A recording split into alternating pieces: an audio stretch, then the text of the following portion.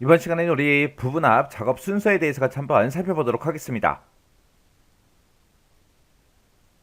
우리가 이제 부분합을 할 때 일단 우리가 가지고 있는 그 데이터 있죠. 그 데이터 영역에다가 우리가 셀 포인터를 놓고 이제 데이터라는 메뉴의 정렬 및 필터에 들어가게 되면 이제 정렬이라고 있습니다. 이 정렬을 클릭해서 우리가 정렬을 먼저 해줘야 돼요.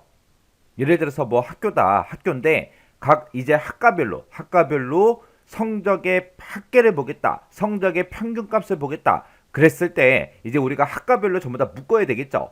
그렇게 이제 그룹으로 우리가 지정해서 보고 싶은 그 항목을 가지고 우리가 일단은 먼저 정렬을 먼저 해줘야 돼요.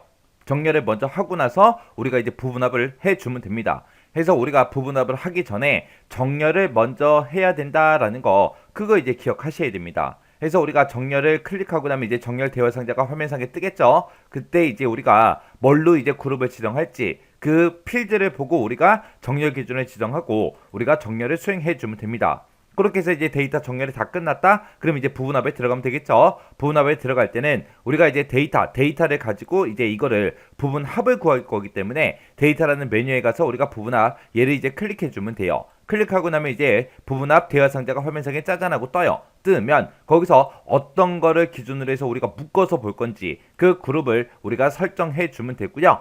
그 다음에 이제 사용할 함수 내가 이제 뭐 합계를 보겠다, 평균을 보겠다, 최대값을 보겠다, 최소값을 보겠다, 아니면 개수를 보겠다, 표준 편차를 보겠다 해서 우리가 여러 가지 이제 함수를 우리가 선택할 수 있습니다. 거기서 이제 내가 사용할 함수를 먼저 선택해 주고요. 그리고 내가 뭐 중간 점수를 가지고 평균값을 볼 건지 아니면 기말 점수를 가지고 평균값을 볼 건지 아니면 합계에 대한 평균값을 볼 건지 어떤 항목을 가지고 그렇게 이제 계산할 건지 그 부분합 계산 항목을 우리가 지정해 주면 돼요. 그리고 나서 이제 확인 버튼만 땅 하고 누르게 되면 이제 부분합이 짜잔하고 완성이 됩니다. 그리고 나서 이제 우리가 만약에 내가 두 번째 부분합 그것도 이제 만들 거다 그랬을 때 또 똑같이 찾아가면 돼요. 데이터에 들어가서 윤곽선에 우리 부분합 얘를 이제 클릭하게 되면 또 부분합 대여 상자가 또 짜잔하고 뜨겠죠. 뜨면 그룹할 항목 선택해 주고요. 사용할 함수 지정해 주고 어떤 걸 가지고 이제 계산할지 그 계산 항목을 우리가 지정해 주면 돼요. 그리고 두 번째 이제 부분합을 할 때에는 우리가 새로운 값으로 대치라는 거 이거를 꼭 체크 해제를 해 줘야 됩니다. 그리고 나서 이제 소수 자릿수가 됐든 서식이 됐든 문제 지상에 따라서 우리가 마무리 작업만 해주면 돼요. 그러면 이 작업 순서를 지금처럼 이렇게 글씨로만 보면 이게 무슨 말인지 잘 모르겠거든요. 해서 우리가 엑셀을 통해서 간단하게 한번 보자고요. 자, 지금처럼 이제 이런 데이터가 있다라고 하자고요. 이런 데이터가 있을 때 지금 여기 보니까 학과가 시스템이다, 네트워크다, 정보 처리다 하고 막 섞여 있죠. 섞여 있는데 내가 이제 학과별로 만약에 묶어서 이 합계 맨 마지막 필드에 있는 이 합계에 대해서 평균값을 보고 싶다. 그랬을 때 일단 이제 학과가 막 섞여 있으니까 학과를 가지고 우리가 정렬을 먼저 해줘야 되겠죠.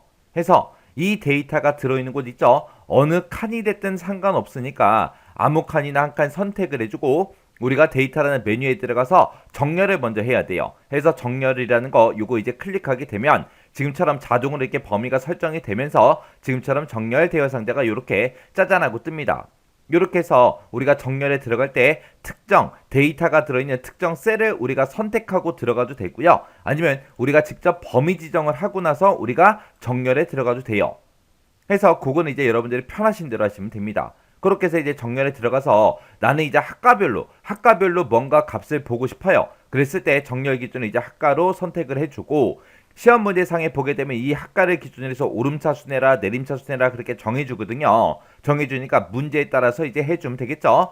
해서 지금은 학과를 기준으로 해서 오름차순 정렬할게요. 오름차순 해놓고 여기서 이제 확인이요. 확인 버튼 누르게 되면 지금처럼 이렇게 네트워크는 네트워크들끼리 시스템은 시스템끼리 정보 처리는 정보 처리끼리 이렇게 이제 학과별로 전부 다 묶이겠죠. 이렇게 해서 묶어놓고 그리고 나서 이제 우리가 부분합에 들어가 주면 됩니다. 부분합에 들어갈 때는 우리가 이 데이터라는 메뉴에 들어가게 되면 오른쪽 끝에 이렇게 이제 부분합하고 있습니다. 이 부분합 클릭해 주면 돼요. 클릭하게 되면 지금처럼 부분합 대여 상자가 짜잔하고 이렇게 떠요. 뜨면 여기서 우리가 크게 보게 되면 지정할 게 총 3가지요. 그룹할 항목이 뭐야? 어떤 거 별로 묶어서 볼 거야? 그거 이제 물어보고요. 그리고 그룹별로 묶어서 뭐를 계산할 거야? 그거 이제 물어봐요. 그리고 만약에 지금처럼 이제 합계를 보겠다라고 했을 때 어떤 거의 합계를 볼 건지 우리가 그 계산 항목을 선택할 수 있습니다. 이렇게 해서 지금은 우리가 학과별로 우리가 평균값을 구할 거예요. 뭐의 평균을 구할 거냐? 이 합계의 평균이요. 해서 합계만 지금처럼 이렇게 체크 표시가 돼 있으면 되고, 만약에 여기서 중간이다, 기말이다, 과제다, 출석이다 해서 전부 다 체크 표시해 주게 되면 이 각각의 이제 점수별로 우리가 이제 평균값을 다 구해서 볼 수 있습니다. 지금은 이제 합계에 대해서 평균값을 볼게요. 이렇게 해놓고 이제 확인이요. 확인 버튼 누르게 되면 지금처럼 각 학과별로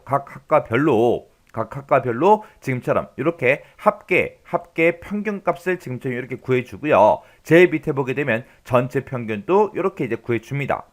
이렇게 해서 첫 번째 우리가 부분합을 만들었죠. 그리고 나서 이제 두 번째 부분합을 만들겠다라고 했을 때 우리가 첫 번째 부분합을 짜잔하고 만들게 되면 자동으로 이렇게 범위가 다 잡혀있는 상태에서 다시 부분합에 들어가면 됩니다. 다시 부분합에 들어가게 되면 아까 첫 번째 우리가 부분합 작성했던 그 대화 상자가 그대로 떠요.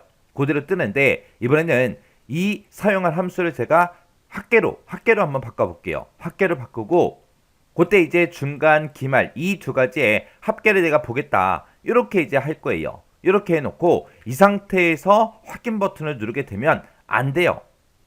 이 상태에서 확인 버튼을 누르게 되면 지금 아까 좀 전에 제가 평균값 구해놓은 거 있죠? 이 평균값이 다 사라집니다. 이 평균값이 전부 다 없어지고 지금 방금 내가 합계를 구해주세요 라고 해서 이렇게 이제 설정을 했죠.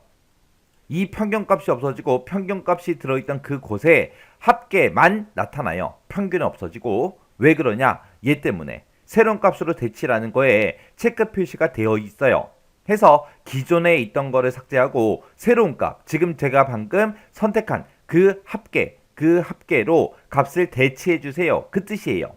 그래서 평균값이 없어지고 합계만 나타납니다. 자, 그럼 일단은 확인 버튼 한번 눌러볼게요. 확인 버튼을 땅 하고 누르게 되면 지금처럼 평균값이 써있던 그 자리에 지금처럼 이렇게 이제 네트워크의 요약이다, 시스템의 요약이다 해서 이렇게 이제 합계가 나타납니다. 그러면 나는 지금 이 표에다가 나는 합계도 보고 평균도 보고 둘 다 보겠다. 그랬을 때 우리 부분합에 들어가서 자, 이번에는 평균값으로 다시 고칠게요. 평균값으로 고쳐놓고 우리 합계 평균값을 구해주세요. 그렇게요. 그렇게 해놓고 그리고 우리가 새로운 값으로 대치라는 거 요거 이제 체크 해제만 해주면 됩니다. 그러면 기존에 있던 거는 그냥 놔두고 지금 내가 평균값 구해주세요. 요거를 이제 추가로 더 만들겠다. 그 얘기예요. 해서 여기서 꼭 기억하셔야 되는 거는 두 번째 부분합을 우리가 작성할 때는 이 새로운 값으로 대치라는 거를 꼭 해제를 해줘야 된다. 그거 이제 기억하시면 돼요. 자, 그럼 이제 확인이요. 확인 눌렀더니 지금처럼 합계도 지금처럼 이렇게 구해져 있고 평균값도 있고 이렇게 전부 다 이제 계산이 됐습니다. 해서 우리가 만약에 두 개의 부분합을 만들겠다 그랬을 때 두 번째 부분합을 만들 때 꼭 뭘 해줘야 된다?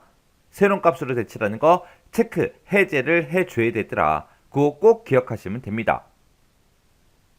해서 우리 부분합 작업 순서에서 꼭 기억하셔야 되는 거는 부분합을 들어가기 전에 반드시 뭘 먼저 하더라? 우리 정렬을 먼저 수행하더라. 그리고 우리가 두 번째 부분합을 만들 때는 꼭 뭐를 해줘야 된다? 새로운 값으로 대치라는 거 요거 체크 해제를 해야 되더라.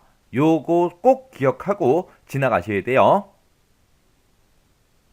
우리 부분합이라는 거는 우리 정해진 항목을 기준으로 해서 그룹별로 이제 통계 낼 때 사용하는 그 기능이 우리 부분합이라는 이 기능이에요. 그래서 지금처럼 여기 이렇게 이제 데이터가 있을 때 지금 여기 보면 이제 학과들이 쭉쭉쭉 써져 있죠. 나는 이 학과별로 중간 점수의 합계를 보고 싶다. 아니면 중간에 평균을 보고 싶다. 최대값을 보고 싶다. 최소값을 보고 싶다. 라고 했을 때 그런 것들을 계산해주는 그런 기능이 우리 부분합이요.